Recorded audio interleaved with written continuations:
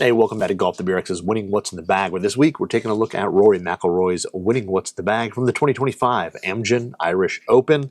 Hopefully I'm pronouncing that right. I unfortunately was not able to watch the tournament. Had a little busy weekend, but it was really cool to see the highlights. I watched him kind of Sunday night and into this morning to watch him win in a playoff. Pretty exciting stuff. Really good play from him. And his first win since his Masters win and completing the Grand Slam. So congratulations to him. That's pretty awesome. We're going to start at the top of his bag. And of course, he is a TaylorMade staffer, so everything in his bag is TaylorMade. I know that previously in some of his What's in the Bags, he's had a few pieces that have kind of come in and out, but he is all TaylorMade at the moment. So we'll start at the top. And of course, with driver, he is playing the TaylorMade Qi10. Now, this one doesn't look to be a dot head. When you look on the Hosel there where the loft is, there is no dot above the 0 in the 9.0.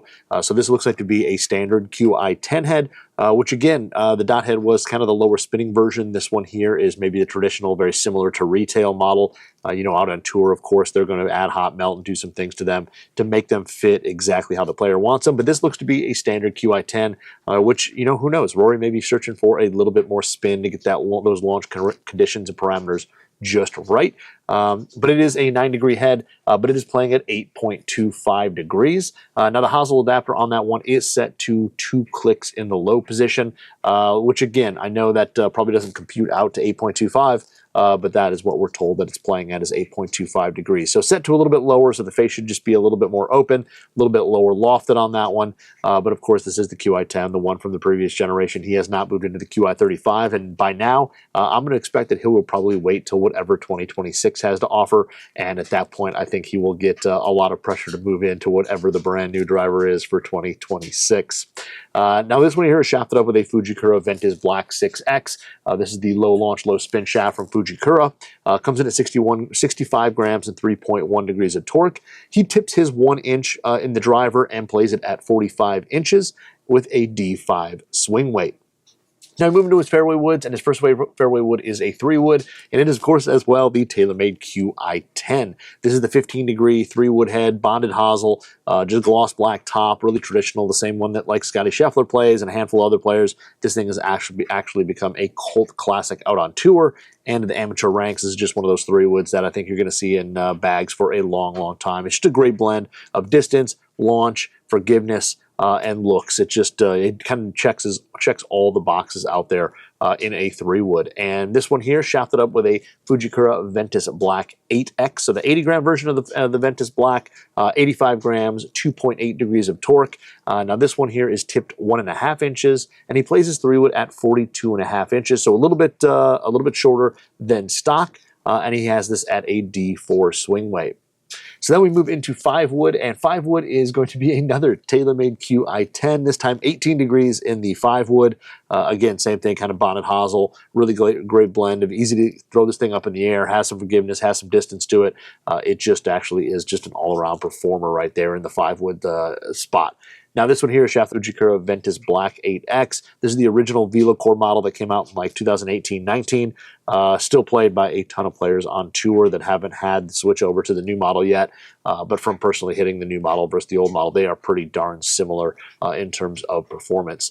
Now this one here, it's got an ultra stiff handle and tip section, and then the mid section is a little bit softer, but still being very stiff. So the overall profile being pretty darn stout on the Ventus Black. It is one of their lower launching and lower spinning shafts. There is a TR Black that may launches a little bit lower and spins a little bit less, but the Ventus Black is pretty stout for the stronger player, faster swinger. And this one here, he tips 2 inches for the 5-wood and plays it at 41.5 inches with, again, a D4 swing weight on that. Now we move into irons, and his irons are a little bit of a combo set. It's kind of been well known that he plays a different 4-iron. I believe he's got one of these in the 3-iron as well, or possibly 2, one of the 2. I think he has 2 of these that go in and out of the bag depending on the course. But his first one is a TaylorMade P760, and this is his 4-iron. So this was an iron that was released back in 2018, and it was kind of, I don't want to say their first jump into speed foam inside hollow body design, but it was kind of one of the big ones that was pushed towards the better player. It was very small, very compact, slightly smaller than the P770, and I do believe it was 3 through 7 iron had the hollow body with the speed foam in it. thinner faces to promote more ball speed, and then I believe 8 through pitching wedge had kind of a solid forged construction. But this is a forged hollow body iron, very minimal offset, thin top line, a little bit thinner sole, so a little bit different look and play than the P770s out there that you see in some people's bag out at the top end. So this one here is shafted up with a Project X 7.0, so extremely stout, extremely stiff for pretty fast players. He plays it at a 1/4 inch long than standard and 1 degree flat. Now, the rest of his irons are, of course, his Rory TaylorMade Rors Protos. They're based off the P730s, playing 5 through 9 iron in these. And yeah, they've got the channel through there. They're a forged blade, just with kind of slight revisions for him. I believe the sole design is slightly different, and it looks like the blade length maybe just a hair shorter with a slightly taller face compared to the original P730s, but I've not seen photos of them set down side by side, so it's hard to tell. But usually with these Protos, like they made for Dustin Johnson, and they made for a few other players, Justin Rose, these things are just basically built to their kind of specs, and usually it is a visual thing on there that they want something different than what the P730s offered or what the current blade offers, and they play these Proto versions. But 5 through 9 iron on these, and they are also shafted up with the Project X 7.0. Now, these are the original Project X, extremely stiff profile, very stiff and boardy feel to them. I know they're kind of categorized online as low launch, low spin. I think these are more initial high launch, but very low spin, very flat trajectory once they get up in the air. Great for players at a very steep angle of attack or play with a ton of spin. These can kind of help reduce that while adding some consistency. And these here are played at a 1/4 inch long and 1 degree flat as well. And his iron progression, the loft of his 7 iron is 34 degrees. So plays them pretty traditional, if not slightly weaker than like most kind of players distance type irons we're used to seeing out there. But these blades play pretty traditional there. Now, wedges, he does have something new in the bag, and these are, he had the brand new TaylorMade milled grind 5s or MG5s. These are the brand new ones that just came out a little bit ago, and he's playing 4 of them. So the first one is the milled grind 5 in the pitching wedge replacement, which is the 4609 SB. So this wedge here is new, all forged compared to the MG3, MG4. Those were all cast wedges. These ones here are actually forged out of carbon steel. Forged construction offers supposedly a little bit better feel, a little softer feel. Now that can be changed with a little bit of design and how things are done, but forgings are typically extremely soft, very responsive, and just offer a good feel around the greens. The 4609 SB is, of course, the pitching wedge replacement. He's playing at 36 inches and a 62 degree lie angle with a Project X 6.5 shaft in there. So a little bit softer than the irons. Maybe doesn't hit as many full shots with that thing, but that is the pitching wedge replacement. And then we move to gap wedge for him, and his gap wedge is going to be the 5009 SB. And the SB is the standard bounce sole. So the standard sole, it's got 4-way camber, so a little bit of roundness to it. The bounce comes down kind of in the center of the wedge. There's a little bit of trailing edge kind of, shaping there. And there's a little bit of relief in the heel, a little in the toe. It's just kind of overall kind of softened and rounded to get through the turf really well, while still offering some resistance to digging and good play out of the bunkers.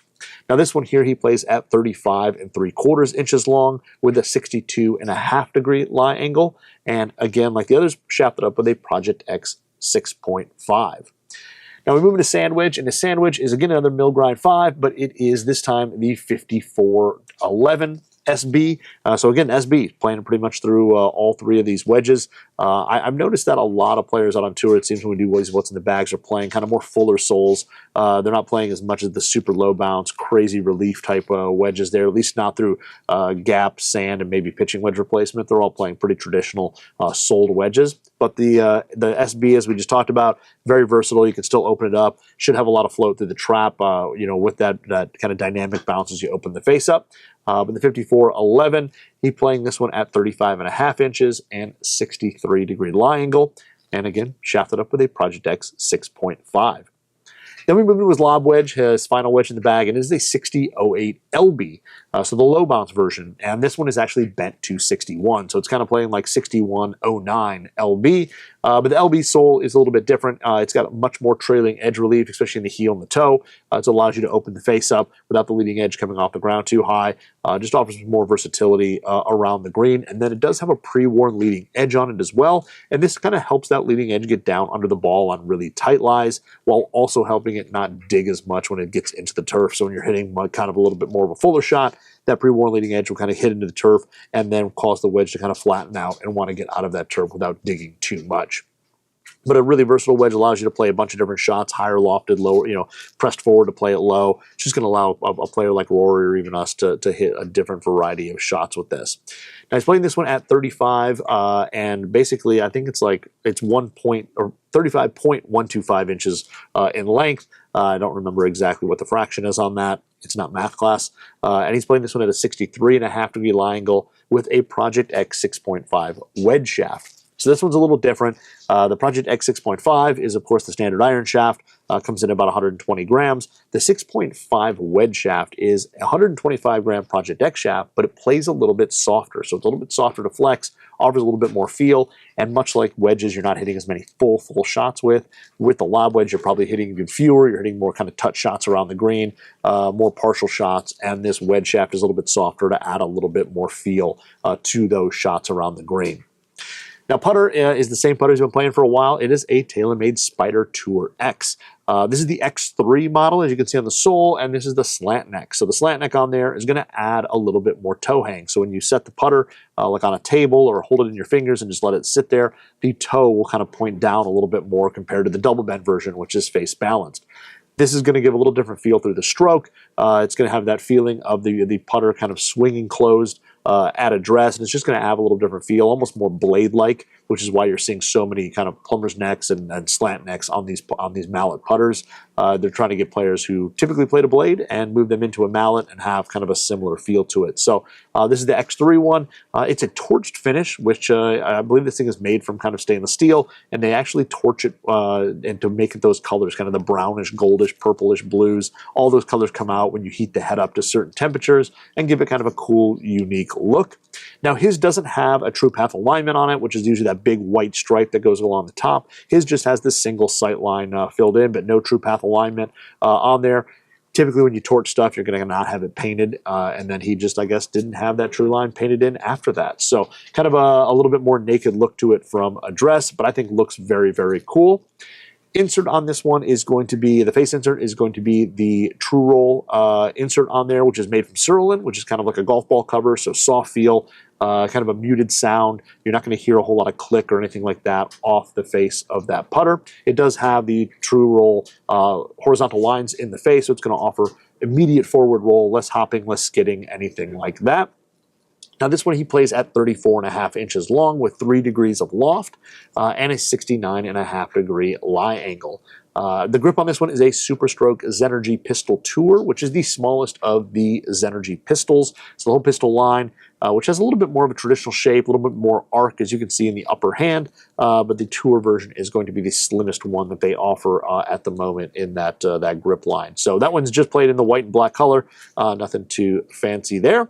And then his grips are, for the rest of his clubs, are Golf Pride MCCs. These are the white and blacks, so we see these a lot of places, the white and black. Now his are a little bit different. They are the ribbed version. So inside on his, on the very bottom, under the kind of the pads of your hands, there's a strip of rubber that's molded right into the grip that gives kind of the reminder, that feel, like the Align series that they offer, but it's internal and it is on the MCC. So this is a tour-only piece.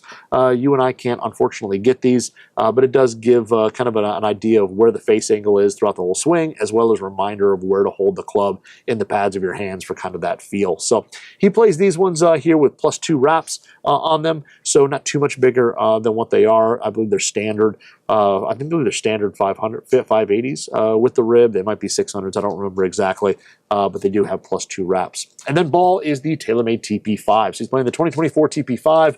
This is a 5-piece ball from TaylorMade, and tour level, great spin around the greens, good feel, a little bit softer feeling than the TP5X, and also has a little bit more spin. So that is Rory's winning what's in the bag from the 2025 Amgen Irish Open. Congratulations again to him. Hopefully he's got his winning out of his system before the Ryder Cup starts here in a little bit. But congratulations to him on a great win. It was awesome. And yeah, we'll wait and see what the next winning what's in the bag will be. Check back a little bit.